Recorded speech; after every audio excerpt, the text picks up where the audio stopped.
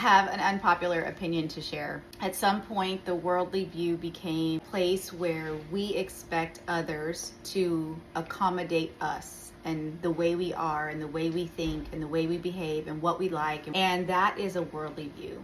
A biblical view talks about how you are meant to refine yourself.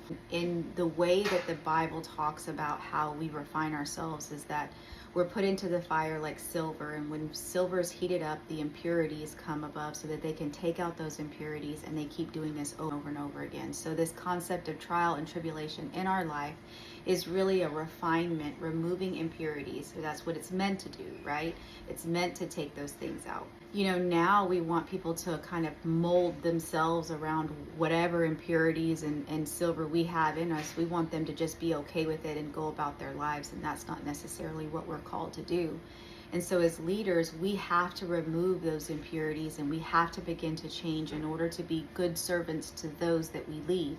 It might sound weird that when I'm telling you to change to accommodate them and be able to talk to them whenever they have these types of resistance to change, it might feel like I'm contradicting what I'm saying, but I'm not, and I'm not for several reasons. The Bible also tells us that we need to meet people where we're at, and so specifically, this is really common. This is really big theme that Paul talks about, the Apostle Paul in the New Testament, because I mean, he went from being a Christian killer to a Christian lover, right? And so nobody really believed him. And so in particular in 1 Corinthians, of how a leader should act, it says, "For though I am free from all, I have made myself a servant to all, that I might win more of them.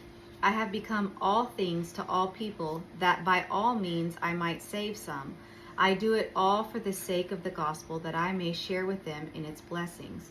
So run that you may obtain it.